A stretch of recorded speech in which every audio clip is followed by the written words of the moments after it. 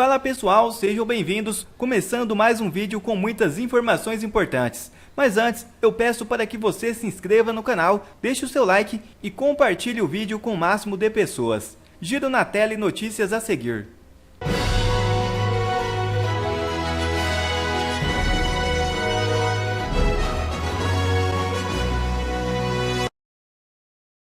Primeira matéria.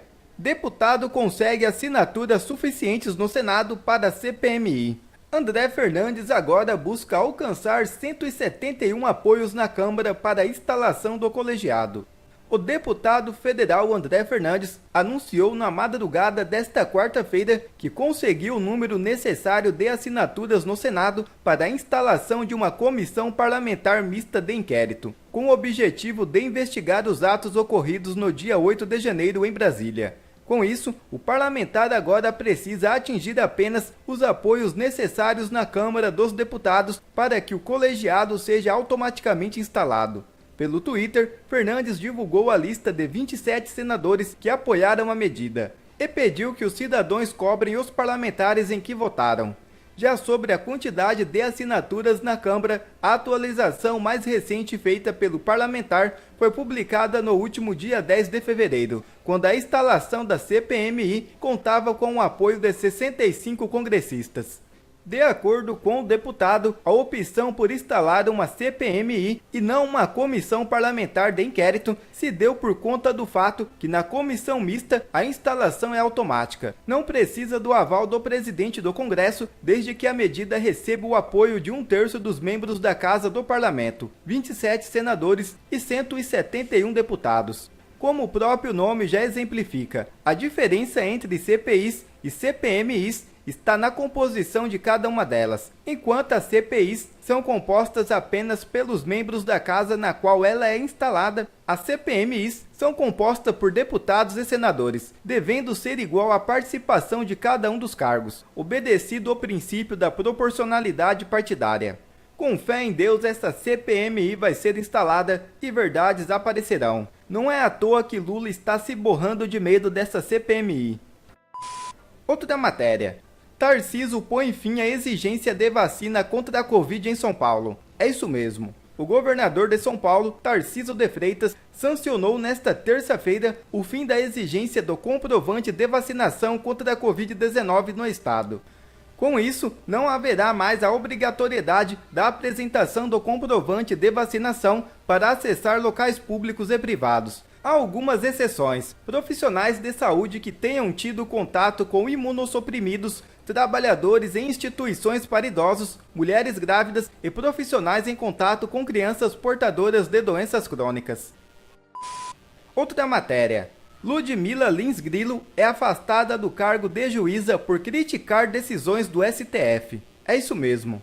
O Conselho Nacional de Justiça, CNJ, afastou a juíza Ludmila Lins Grilo do Tribunal de Justiça de Minas Gerais na terça-feira 14, depois de abrir 2 processos administrativos com a magistrada. Ela entrou no alvo da CNJ depois de criticar decisões de ministros do Supremo Tribunal Federal. Ludmila discorda dos inquéritos das fake news e disse que juízes do STF podem ser alvo de impeachment. Cuidado com os deuses do Brasil. Ninguém pode criticar se não é punido. Outra matéria interessante. A PEC que pode mudar todos os ministros do STF. É isso mesmo. O Senado Federal pode votar o fim do mandato vitalício para ministros do Supremo Tribunal Federal ainda em 2023. Parlamentares de oposição ao governo voltaram a movimentar as articulações para a tramitação e a defender o texto como alternativa para frear o poder dos magistrados e dar mais celeridade às nomeações para o tribunal. Abre aspas. É preciso fixar os mandatos para ministros do STF. No formato atual, o mandato é vitalício, com aposentadoria compulsória aos 75 anos. Apoio a PEC de autoria do senador Plínio Valério, que propõe fixar o mandato de ministros do STF em 8 anos. Não há chance de recondução. Fecha aspas, defendeu o senador Jorge Seife.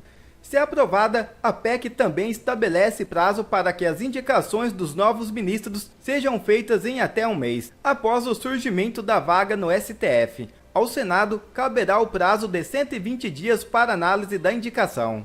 E aí, pessoal, concordam com essa mudança? Coloca aqui nos comentários. Senador Magno Malta se revolta com imagens das comportas da transposição do Rio São Francisco fechadas. Veja agora. Vou deixar um pedacinho para você do antes e o depois. Veja aí o antes. Missão Velha tem mais ou menos 35 mil habitantes e fica aqui no sul do Ceará. E aqui as águas da transposição junta com as águas da chuva. Como está lindo aqui o nosso Ceará, nosso Nordeste. Está uma maravilha, pessoal. Está uma maravilha, show de bola. E hoje nós vemos aqui a situação do momento, que não tem água de transposição passando aqui. Eu tomei conhecimento da situação, aliás, desde a inauguração desse trecho, estive lá com o presidente Bolsonaro, e foi um momento muito emocionante na minha vida, até porque a transposição do Rio São Francisco foi o sonho de Dom Pedro. Ele sonhou o improvável, né? Assim, você olhando hoje uma imagem aérea da transposição como nós vimos, você ainda fala, meu Deus, isso é uma coisa impossível, uma coisa improvável.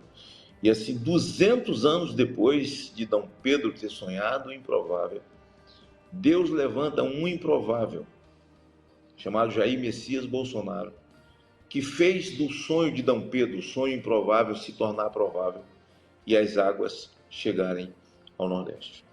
Foi um momento de muita emoção e um momento agora de tristeza e muita indignação, ao ver que fecharam as comportas e em alguns trechos eles colocaram barreiras de pedra, de areia, para que a água não passe, para que realmente a indústria do carro-pipa, ou seja, a indústria da humilhação, do subjugo ao cidadão mais simples, necessitado da água, porque, aliás, água não é só para o simples, todos nós necessitamos de água, a cidade necessita de água, o ser humano necessita de água em todas as áreas da sua vida, e ver essa covardia, isso é uma covardia, isso é um crime.